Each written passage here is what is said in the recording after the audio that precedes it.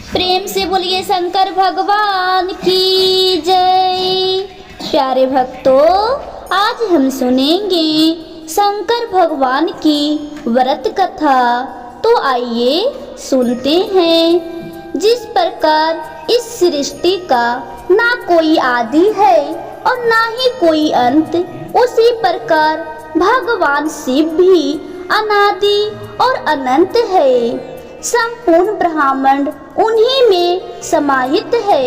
आइए आज हम श्रद्धा पूर्वक सोमवार व्रत कथा का श्रवण करें। प्राचीन समय की बात है, एक नगर में एक अत्यंत धनवान साहूकार निवास करता था। उसके घर में धन वैभव की कोई कमी नहीं थी, किंतु उसके जीवन में एक बड़ा अभाव था। उसे कोई संतान नहीं थी। इसी चिंता में वह दिन रात व्याकुल रहता था। पुत्र प्राप्ति की कामना से वह प्रत्येक सोमवार को भगवान शिव का व्रत करता, विधि पूर्वक पूजन करता और संध्या समय शिव मंदिर जाकर शिवलिंग के सामने दीपक जलाता था। उसकी निष्कपट भक्ति और श्रद्धा देखकर एक दिन माता पार्वती ने भगवान शिव से कहा, हे महादेव, यह साहूकार आपका अनन्य भक्त है। सच्चे मन से आपका व्रत और पूजन करता है। इसकी मनोकामना अवश्य पूर्ण होनी चाहिए। भगवान शिव बोले, हे पार्वती, यह संसार कर्म भूमि है। जैसे किसान जैसा बीज बोता है वैसा ही फल प्राप्त करता है, उसी प्रकार मनुष्य अपने कर्मों के अनुसार फल भोगता है। माता पार्वती ने फिर विनय पूर्वक कहा, हे नाथ, जब यह आपका सच्चा भक्त है और किसी प्रकार के दुख से पीड़ित है, तो उसका कष्ट हरना आपका कर्तव्य है। आप सदा अपने भक्तों पर दयालु रहते हैं। यदि आप ऐसा नहीं करेंगे तो फिर मनुष्य आपकी भक्ति और व्रत क्यों करेंगे? माता पार्वती के अत्यधिक आग्रह को देखकर भगवान शिव बोले, हे पार्वती, इसके भाग में पुत्र नहीं है, फिर भी यह पुत्र प्राप्ति की पीड़ा से अत्यंत दुखी रहता है। अतः मैं इसे पुत्र प्राप्ति का वर देता हूँ, किंतु वह पुत्र केवल 12 वर्ष की आयु तक ही जीवित रहेगा। इसके बाद उसका देहांत हो जाएगा। इससे अधिक मैं इसके लिए कुछ नहीं कर सकता। यह सारी बातें साहूकार सुन रहा था। यह सुनकर ना तो वह अत्यधिक प्रसन्न हुआ और ना ही दुखी।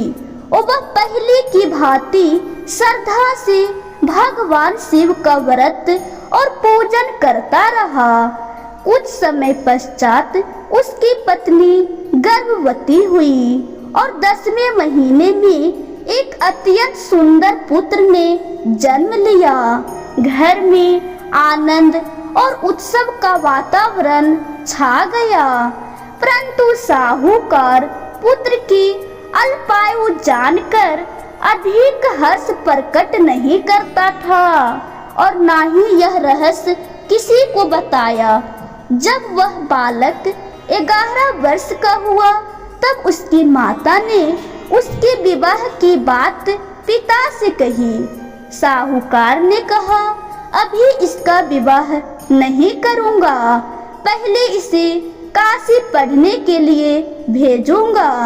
फिर साहूकार ने अपने साले अर्थात बालक के मामा को बुलाया, उन्हें बहुत सा धन दिया और कहा, तुम मेरे पुत्र को काशी पढ़ने के लिए ले जाओ और मार्ग में जहाँ भी ठहरो वहाँ यज्ञ कराना तथा ब्राह्मणों को भोजन कराते जाना।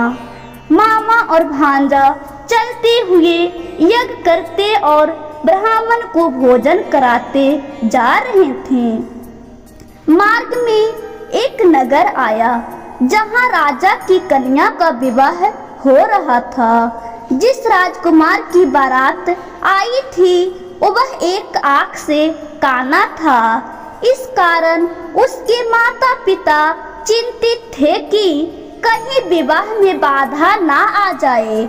जब उन्होंने इस सुंदर सेठ पुत्र को देखा तो विचार किया कि दरवाजे के समय इसी को वर के रूप में खड़ा कर दिया जाए।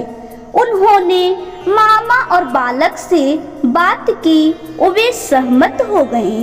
बालक को वर के वस्त्र पहनाए गए, घोड़ी पर बैठाया गया और दरवाजे की रस्म संपन्न हुई। इसके बाद वर के पिता ने सोचा कि यदि फेरे और कन्यादान भी इसी से करा लिया जाए तो क्या हानि है। उन्होंने धन का लोभ देकर उनसे यह कार्य भी करवा लिया। विवाह विधि पूरी हो गई, परंतु जाते समय बालक ने राजकुमारी की चुंदरी के पल्लू पर लिख दिया, तेरा विवाह वास्तव में मेरे साथ हुआ है, किंतु जिस राजकुमार के साथ तुझे भेजा जाएगा वह एक आँख से काना है। मैं काशी पढ़ने जा रहा हूँ। जब राजकुमारी ने यह लिखा हुआ पढ़ा तो उसने विदा होने से मना कर दिया। उसने कहा कि वह राजकुमार उसका पति नहीं है। फलस्वरूप विवाह टूट गया और बारात लौट गई। उधर मामा और भांजा काशी पहुंच गई। वहां यज्ञ होता रहा और बालक ने अध्ययन आरंभ किया। जब बालक 12 वर्ष का हुआ उसी दिन यज्ञ चल रहा था। उसने अपने मामा से कहा, मामा जी आज मेरी तबीयत ठीक नहीं है। मामा ने कहा, अंदर जाकर विश्राम करो। बालक सोने चला गया और कुछ ही समय में उसके प्राण निकल गए। मामा ने जब देखा कि बालक मृत पड़ा है तो वे अत्यंत दुखी हुए, किंतु सोचा कि यदि अभी शोक मचाया तो यज्ञ अधूरा रह जाएगा। उन्होंने पहले यज्ञ पूर्ण किया, ब्राह्मणों को विदा किया, फिर रोना प्रारंभ किया। संयोगवश उसी समय भगवान शिव और माता पार्वती वहां से गुजर रहे थे। रोने की आवाज सुनकर पार्वती जी बोली, हे नाथ, किसी दुखी का कष्ट दूर कीजिए। जब वे पास पहुँचे तो देखा कि वही सेठ पुत्र मृत पड़ा है। पार्वती जी ने कहा, हे महादेव, यह वही बालक है जिसे आपने वरदान दिया था। कृपया कर इसे पुनः जीवन दे, अन्यथा इसके माता पिता तड़प तड़प कर मर जाएंगे। माता पार्वती के बार बार आग्रह करने पर भगवान शिव ने बालक को जीवन दान दिया। शिव कृपा से बालक जीवित हो उठा। इसके पश्चात भगवान शिव और माता पार्वती कैलाश पर्वत को चले गए। मामा भांजा फिर यज्ञ करते हुए घर की ओर चल पड़े।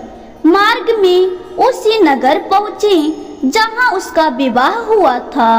वहाँ यज्ञ होते हुए देखकर ससुर ने उसे पहचान लिया और आदर पूर्वक महल ले गए। दान दहेज दास दासियों सहित राजकुमारी को विदा किया।